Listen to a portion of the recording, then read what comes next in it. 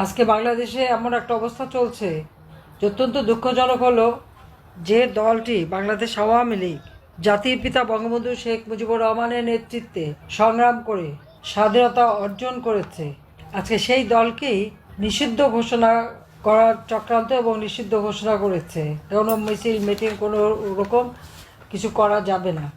আর কারা করেছে? যারা সন্ত্রাস করে জঙ্গিদের সাথে নিয়ে গণতন্ত্র ধ্বংস করেছে, ক্ষমতা দখল করেছে। ডক্টর ইউনূস, তার কোনো জনগণের ম্যান্ডেট নাই, সে কোনো নির্বাচিত জনপ্রতিনিধি না। সে যে পদটা দখল করেছে এই পদের কোনো অস্তিত্ব সংবিধানে নাই।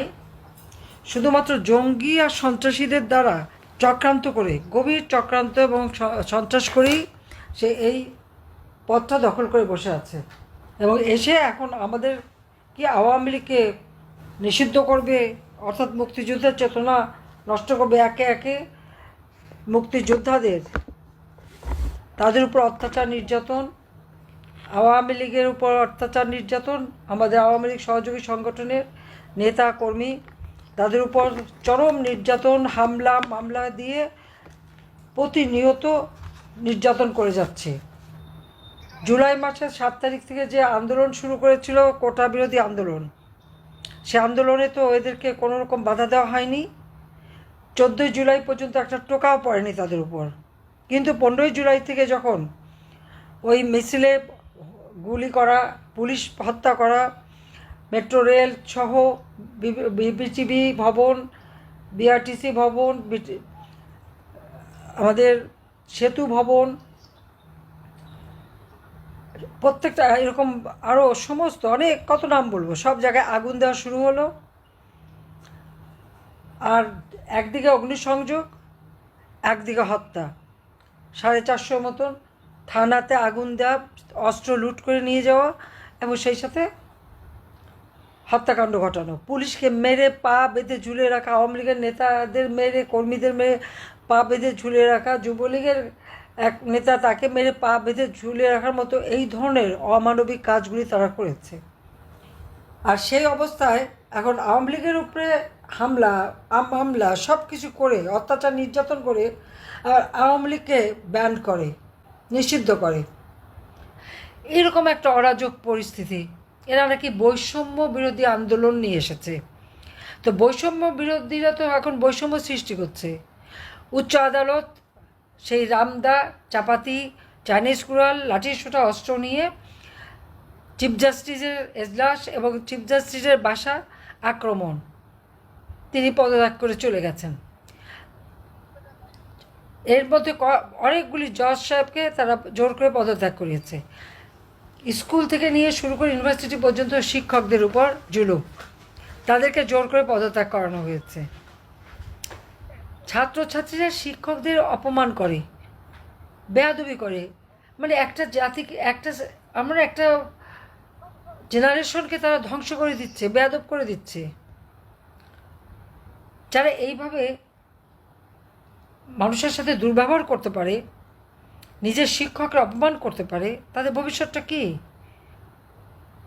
কই আওয়ামী লীগের আমলে তো এরকম ছিল না। আওয়ামী লীগ যতক্ষণ ক্ষমতায় ছিল তখন তো প্রত্যেকটা জায়গায় ডিসিপ্লিন ছিল, পড়াশোনা ভালোভাবে চলছিল, সেশন জট ছিল না, নিয়মিত পাবলিক সার্ভিস কমিশনের পরীক্ষা হতো। আর এখন তো পরীক্ষার বালাই নাই। শিবিরের লোক কারা, বিএনপির মাস্তান কারা, তাদের চাকরি দিয়ে দিচ্ছে। পুলিশের পোশাক পরিয়ে অথবা র্যাবের পোশাক পরিয়ে তাদের দিয়ে কাজ করাচ্ছে। তার মানে আওয়ামী লীগ নেতাকর্মীদের হয়রানি, অত্যাচার, নির্যাতন করে যাচ্ছে। প্রতিটি জায়গায় অনিয়ম, বিশৃঙ্খলা। একটা রাষ্ট্র পরিচালনা করার মতো যে যোগ্যতা, সে যোগ্যতাটুকু এই লোকটার নাই। নিজের ক্ষমতা দখলের জন্য জঙ্গিদেরকেই সাথে নিয়েছে, জঙ্গিদের দ্বারা চক্রান্ত করে, ষড়যন্ত্র করে ক্ষমতা দখল করেছে। এখানে কোনো গণ অভ্যুত্থানও ছিল না, জনগণও ছিল না। এটা তো ইউনূস নিজেই বলেছে। বিল ক্লিন্টনের অনুষ্ঠানে যখন গেছে, তার ক্লিন্টন ফাউন্ডেশন, সেখানে তো মঞ্চে দাঁড়িয়ে খুশি মনে বলল যে কোনো জনগণ না, ছাত্ররা কেউ যায় না, কোনো লিডারও ছিল না, এই আন্দোলন হয়েছে মেটিকুলাস ডিজাইনের মাধ্যমে, মাস্টারমাইন্ড দ্বারা। মাস্টারমাইন্ডকে যিনি তাকে আবার মঞ্চে নিয়ে পরিচয়ও করিয়ে দিল এবং নিজেই হাতে তালি দিল খুশি হয়ে যে এই মেট্রোগুলো ডিজাইন করে চক্রান্ত করে শেখ হাসিনাকে ক্ষমতা থেকে সরাতে পেরেছে এবং তিনি ক্ষমতাটা দখল করেছেন। তো এই যে ক্ষমতা দখলকারী অবৈধভাবে, ইউনূসের কি কোনো জনগণের ম্যান্ডেট আছে? তার কি সাংবিধানিক কোনো ভিত্তি আছে? তো সে কি করে আওয়ামী লীগের মতো রাজনৈতিক দল, যে দল আমরা এখনও জনগণের ভোটে নির্বাচিত প্রতিনিধি, আমাদেরকে কিভাবে সে এই দলটাকে ব্যান করে? এত সাহস থেকে পায়? যে দল স্বাধীনতা এনে দিল, যে দল অর্থনৈতিক উন্নতি দিল, যে দল মানুষের জীবনে শান্তি নিরাপত্তা দিয়েছে, আওয়ামী লীগের আমলে একটা লোক তো না খেয়ে কষ্ট পেত না। যে সমস্ত এলাকায় দুর্ভিক্ষ হতো প্রত্যেকটা এলাকা আমি দুর্ভিক্ষ মুক্ত করে দিয়েছিলাম। তাই জনগণের স্বার্থে, জনগণের কল্যাণে কাজ করাটাকেই অপরাধ হতে পারে ইউনূসের জন্য, কারণ সে আর তার ওই এনজিও গ্রুপ এরা তো ক্ষুদ্র ঋণের নামে গরিবের রক্ত চুষে খায় আর মোটা অঙ্কের সুদ দিতে হয়। তাই সুদ খরচকে ক্ষমতা দখল করে আমাদের দেশটাকে ধ্বংসের দিকে নিয়ে গেছে। এমনকি এখন আবার সেই আমাদের মিয়ানমারের বর্ডার, সেই বর্ডারে নাকি নিয়ন্ত্রণ নাই, নিয়ন্ত্রণ হারিয়ে ফেলেছে। তার মানে এর হাতে আমাদের স্বাধীনতা, সার্বভৌমত্ব কিন্তু নিরাপদ না। নিজের ক্ষমতাকে দীর্ঘায়িত করার জন্য সেই যুদ্ধ খেলা, বর্ডার খুলে দেওয়া, বর্ডারে নিয়ন্ত্রণ হারানো আমাদের স্বাধীনতার সার্বভৌমত্বকে নষ্ট করে দিচ্ছে। 30 লাখ শহীদের রক্তের বিনিময়ে আমরা এই স্বাধীনতা পেয়েছি। আমার লাখো মা বোনের ইজ্জতের বিনিময়ে আমরা এই স্বাধীনতা পেয়েছি। এই স্বাধীনতা জাতির পিতা বঙ্গবন্ধু শেখ মুজিবুর রহমানের দীর্ঘ দিনের সংগ্রামের ফসল।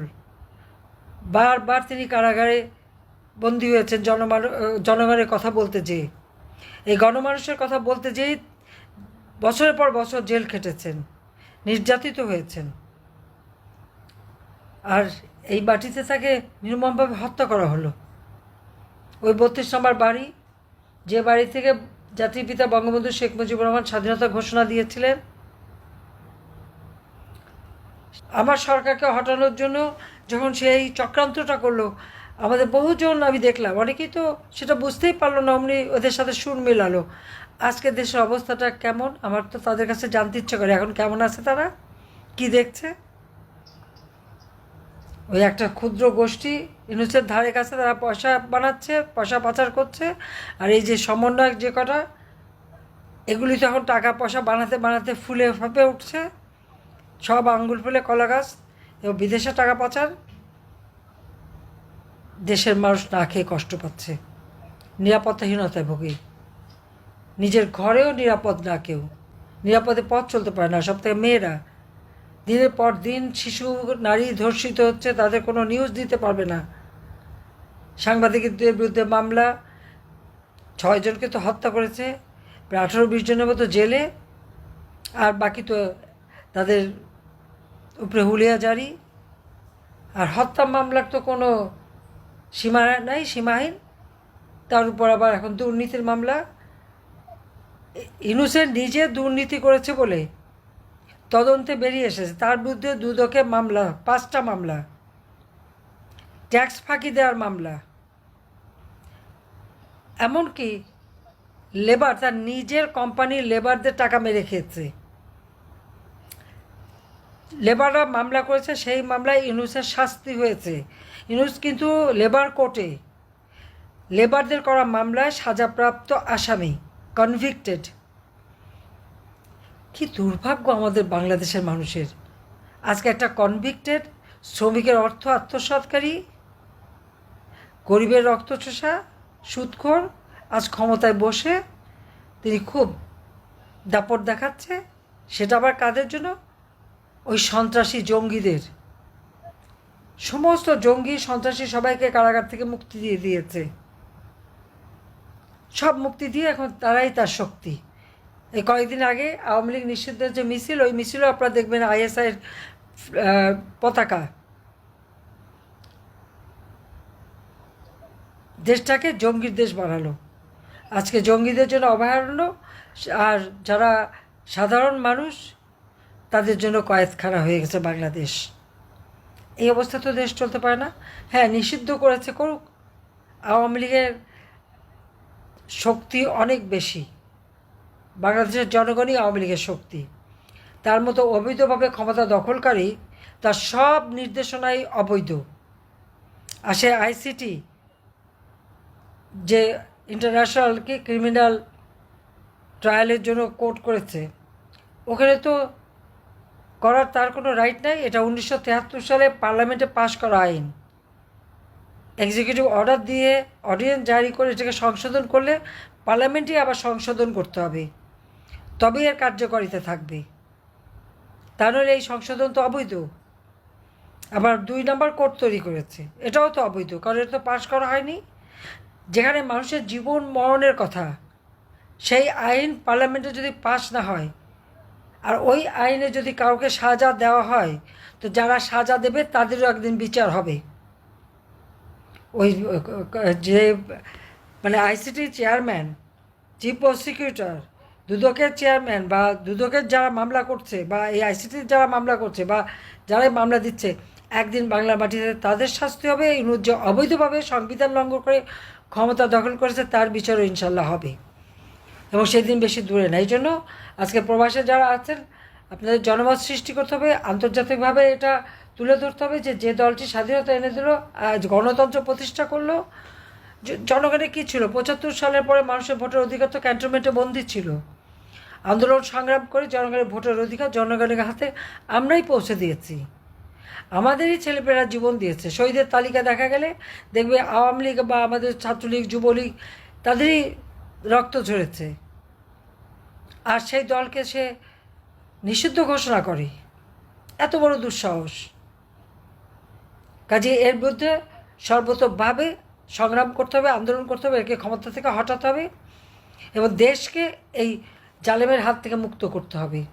এবং আপনারা প্রবাসে আছেন, দেশেও আপনারা খবর নেন, এবং এর বিরুদ্ধে প্রতিবাদ গড়ে তোলেন, এবং যে যেখানে আছেন সেই দেশেও আপনারা এটা তুলে ধরেন যে এতটা অগণতান্ত্রিক এবং জঙ্গি, আজকে জঙ্গিদের নিয়ে সে দেশ চালাচ্ছে, দেশটাকে জঙ্গি শাসন করছে, এবং জঙ্গিদের বিরুদ্ধে অভিযান অব্যাহত থাকবে। এটা আন্তর্জাতিকভাবেই সবাই চায় জঙ্গি মুক্ত হোক দেশ। কাজে সেটাও আমাদের ব্যবস্থা নিতে হবে। তা আমি এই কথাই বলে সবাইকে ধন্যবাদ জানাই। সবাই ভালো থাকেন, সুস্থ থাকেন। খোদা হাফেজ। জয় বাংলা, জয় বঙ্গবন্ধু, বাংলাদেশ চিরজীবী হোক।